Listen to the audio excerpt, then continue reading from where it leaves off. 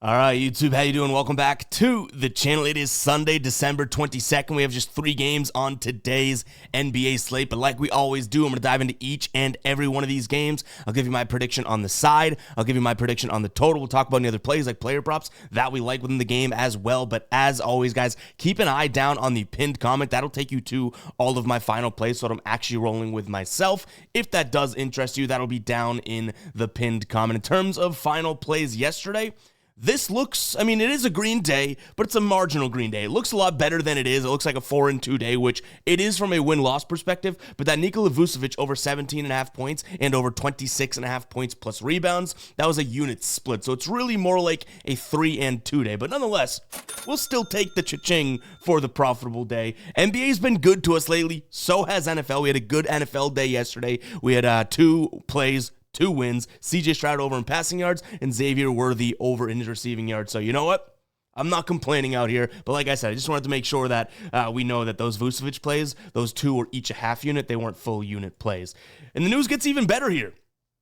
Ride of the day, a plus money hit from Debo yet again, an absolute OG of the channel coming in clutch. This is one that I don't know if everyone on social media agreed with. James Harden under 3.5 3-pointers made, and then Dallas money line, the underdog. James Harden, I think, hit 2 threes, and Dallas went in there and did their work. In fact, the final score was 113-97, so they won by 16 points. So we'll drop another cha-ching. The soundboard's getting some action today on this Sunday here, but shout out to Debo. If you guys don't know what the ride of the day is, it is simple. Just use that hashtag ride of the day or ROTD in the comments. Give me your favorite play of the day. Each and every day, I jump on board with one person's play. I give you a shout out in the next video, win or loss, and give you a shout out over on my X/Twitter, which will be popping up here throughout the show, which there it is right now. You also get the shout out on the Guy Boss Sports site along with the final plays there. If you win, we continue to ride with your plays. If you lose, we jump on board with someone new. You do have to get the shout out still, but we got to talk about a loss, right? But get those hashtag ride of the days in there. Multiple reasons. Even though we're riding with Debo right now,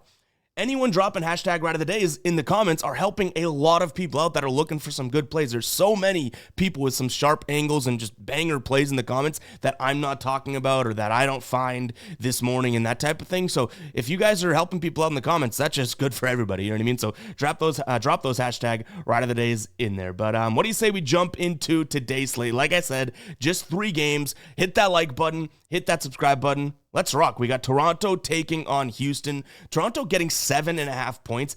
I think this line is going to move. I've seen it at 8 in one spot, so I'm assuming that market's going to follow suit. 7.5 seems a little bit too low. I do think this is a better Houston team than the Toronto team, first and foremost. They're fairly healthy. No Şengün on the injury report. Only Eason is listed as out for them. And then on the Toronto side of things, they still have some of the injuries that they've been dealing with, and a more recent one, Jakob Poeltl here, he's listed as out. Now, he's missed, I believe, 1 or 2, right? But RJ Barrett looks like he's good to go, so that's good for Toronto. But overall, I do still think that this is a Houston team that's just playing a lot better ball than Toronto. Houston, 6-4 in their last 10, but they've won 3 of their last 4 now. One of those wins was against New Orleans, so don't want to give too much credit, but Toronto's in the rut right now. They've lost 6 straight games. Like they have all year, though, they have been covering. They're 3-2-1 in their last 6, through those 3 losses. I do get it, but to me, again, Houston should be a better fit to win this game. When you think about Toronto, what do you think about? They like to take it into the paint, and that's where they try to score from, right? Well, Houston's a top 10 defense in the paint this season, so I don't necessarily think Toronto's going to have that offensive success, and even if they do try to kick it out and get some 3 balls, Houston's an amazing perimeter defense. In fact, the second best this year in terms of points allowed per game from 3, so I think Houston's defense wins this game. I'm going to lean towards Houston. I have 2 other ways of playing this, though. If you don't like that 8, or if you can't get it at 7.5 and it's jumped to 8, 8.5, that type of thing, I would consider a Toronto team total under. I'd also consider a under just in general because, I'm sitting here ragging on Toronto, but this is a Houston team that likes to take it into the paint, right?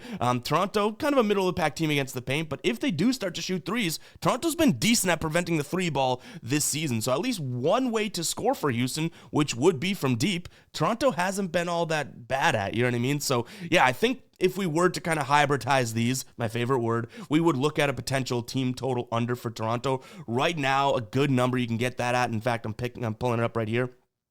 Under 110.5 for minus 160 is as far as I'd go. You can go minus 140 over on MGM for under 109.5. Just keep them to, under 110. Houston's defense as of late has looked decent. I mean, New Orleans scored, was it 113 on them? Toronto's a better team than New Orleans. OKC scored 111. They're a better offense. Golden State scored 90. The Clippers scored 106. Golden State again scored 99. So I do think that, in their last 5 games, they've shown that this could, work for them. Toronto, on the other hand, they've only gone over that number, that 109.5, right? They've only gone over that in 1 game out of their last 4. So I don't mind that spot, but we're not going to force anything today. We're kind of on a little NBA heater right now. We got a lot of time and money to invest into the NFL today, so we're not going to force anything, but that might be where I go. Kind of on the same note, and again, this is tough because all these plays, if Toronto shows up or anything like that, and, my game script in this brain, which happens all the time, if that's not correct, things could kind of implode. But I don't mind RJ Barrett under 22.5 points. That's even odds right now over on MGM. Last time he played this Houston team was last season. He had 21 points. And Scottie Barnes back in the mix. He's obviously going to take some shots. And RJ Barrett likes to get to the hoop. I already talked about Houston being a good rim defense. So, yeah, RJ Barrett under in points is a spot that I'd consider as well. But again, kind of scared because everything I'm seeing is Toronto doesn't have a good spot. They're not going to score a lot of points. Their best player, RJ Barrett, isn't going to score a lot of points. What if that's not the game plan and things don't work out like that? It's most likely all these plays just got chalked. So take it with a grain of salt. All right, Sacramento and Indiana. Now, before we do dive into this one, I want to talk about Sacramento for a second. As we know, or if you don't know, now you do, the Kings are still on the DNB list. Now, we've taken 2 games in a row, the Lakers team total under, and that cashed. Now, that's kind of sort of playing with fire there because now we're backing the Kings in a sense. But just FYI, the DNB means these teams or players or spots have absolutely wronged us, so we don't roll with them until the potential revival date. I've already excommunicated the Kings money line spread and team total over until 2025, but now I have a question to pose to you guys. And I can still lean towards the Kings and all that. Like, I can still give you the unbiased information. But for me personally, taking the green out of my pocket, putting it down on the Kings is a no-go until January 1st. But I do have a question for you guys. So Sabonis, we took his over 2 nights in a row. The first night, we had him over 19.5 points. He went into the fourth quarter with 18 points, right? Lost. Did not score in the fourth quarter. I was like, oh my God. We run it back yesterday. We took his over points and assists. So it was 26.5. He finished with 19-5, so at 24, and just barely lost for us. Now, he had 19 boards. He had a good game. Do we think Domantas Sabonis should go into the DNB graveyard? Let me know in the comment down below. Sabonis, yes or no, DNB graveyard, because those are 2 burns, but it's like he was right there. You know what I mean? He didn't absolutely just not show up and screw us. He was so close. They looked like they could be winners, and they turned out to be losers. So does Sabonis deserve a little brief stint in the DNB graveyard? Let me know in the comments. But anyways, enough of that little rant here. Let's get into this game. We got Sacramento taking on Indiana.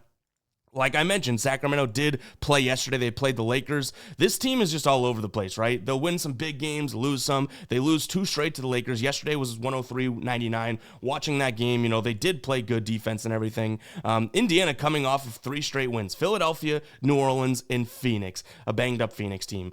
We did like that spot in that game, and the comments did not like it. Now, this is a tough one for me because usually when I'm backing Sacramento or liking Sacramento, we haven't bet them in a while, I would look at a team that likes to score in the paint, which Indiana does like to score in the paint, but the frequency isn't necessarily there. They just have a really good field goal percentage in the paint. So I'm kind of conflicted because it's not like for the majority of the game they're going to try and get to the paint, and Sacramento has an upper hand now. I do think Sacramento's most likely the spot here, but on a back-to-back, I just don't know if it's necessarily a move. So I'm kind of conflicted on this one, obviously. I keep going back and forth. Even in their last 10 games against one another, 5-5. Now, we're dating back to like 2021, but 5-5 in their last 10 against the spread, 5-5, and then from an over/under perspective, 5 to the over, 5 to the under. It's pretty crazy. Maybe I'm just like a basketball nerd, and I think that's really cool. But think about that: 2 random teams, everything split down the middle, dating back like 5 years.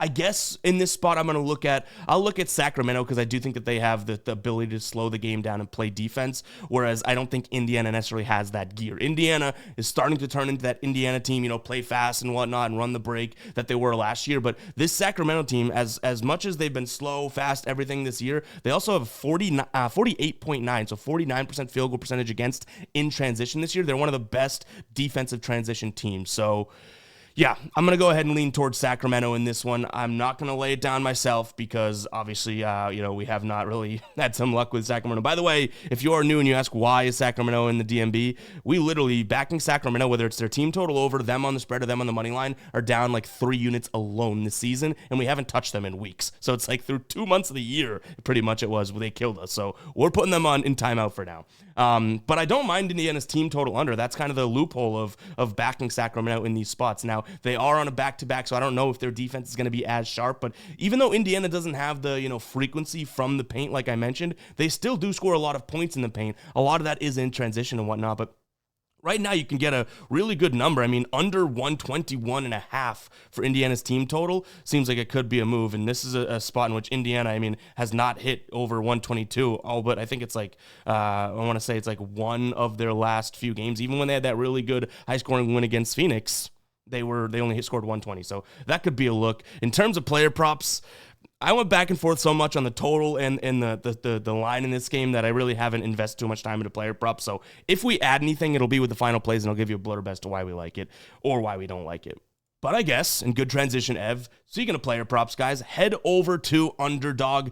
We're talking basketball, but we do have a free pick over in the NFL. It's Baker Mayfield, 0.5 total yards for Sunday Night Football tonight. If you guys don't know what Underdog is, it is simple. If you know players, you can do really well on this app. You pick higher or lower based on their set projections, passing yards, rushing yards, receiving yards, that type of thing, right? You put a bunch of them into an entry or two. You can put 2+ into an entry. The more you win, the more you get paid out, and you can get a deposit bonus of up to $1,000 over on Underdog right now. So go ahead and check it out. I really only use a few of these ones, the ones that I like to talk about on the show, right? I only use a few of these, and Underdog is definitely one of those that is super simple. The interface is great. You can do it on the computer. You can do it on the phone, on the tablet, everything, guys. Super, super simple just to get more action on the game. It's really, really fun. Go check out Underdog. Again, that link will be down below. You can also just use code GUYBOSTON. You're getting all the same perks, but the link in the description and the pinned comment will auto-apply everything. Go ahead and check out Underdog. That link is down below. All right, we got one more game to dive into here. All right, Pelicans taking on the Nuggets here. Pelicans getting 9.5 points. We look at the injury report because I do think that obviously that's super important with the Pelicans as of late. Doesn't really matter. Like, I feel like even a healthy Pelicans team is going to struggle this year, but Zion obviously still out. Brandon Ingram still out. Game time decision is Daniel Tice, and then we have Alvarado also still out. On the Denver side of things, fairly healthy. Christian Brown listed as probable, so I'm assuming that he is going to play. Denver coming off of a loss to Portland. That was one where I did not play it myself, so I can't take the biggest victory laps. But remember, it was a few days ago I said Portland could keep this game close. They were like 8.5-point dogs. They won the game outright. So I have a feeling Denver is going to come into this one pretty angry and whatnot. My one concern here is Denver returns to home. They're on the road right now, obviously. They return to home and play tomorrow. So are they looking ahead to playing Phoenix? They have a split, a home and home with Phoenix in the next couple days here because they play them on Christmas too. So that's my one concern, but I'm still going to lean towards Denver. I've just been in fade mode of the Pelicans for quite some time now. The only win they have in their last 13 games or something was against the Suns, and we happened to take that money line and got the payout. You know what I mean? So it's like, I'm not testing fire, liking the Pelicans over and over here because of that one time we got lucky and took them, and they actually ended up winning the game. So yeah, this is a Denver or nothing spot for me. Do I like all favorites today? I guess so. It's not exactly the sexiest of boards, but Denver should be able to handle this one. You look at how these two teams play. The Pelicans like to get it into the paint. Denver does kind of struggle at that, but what kind of trumps that is that Denver loves to get it into the paint, right, in terms of scoring, right? The Pelicans are even worse at scoring in the paint. So what I do like is a potential over here. I think the Pelicans, weirdly enough, could score more points than, they maybe have recently or that we would think. Their defense is trash. I just hope that their offense kind of comes along here because they're going to need to put up 110, 115 for this to be comfortable.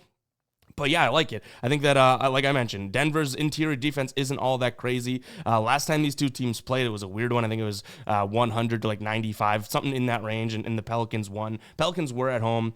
it's just more added motivation for me to take a peek there at Denver. Overall, that was a game in which Jokic, if I'm not, I could be wrong, Jokic didn't play in, and New Orleans actually had Brandon Ingram playing, but no McCollum Murray, so a way different game, right? The two teams were beaten and bruised. In terms of player props in this spot, I would take a peek at Jokic. My problem is, well, what if this turns into a blowout, or they're trying to save him because it's a back-to-back? That type of thing could definitely be the case, right? But I do think, over 29.5 points, to me, there's no reason why he shouldn't eat down low, other than the fact that, well, they don't want to play him if it's a blowout. They have a bigger game tomorrow, that type of thing. But just a player kind of fitting the bill here, right, would be Jokic. And then I'd also target any interior scorers for the Pelicans.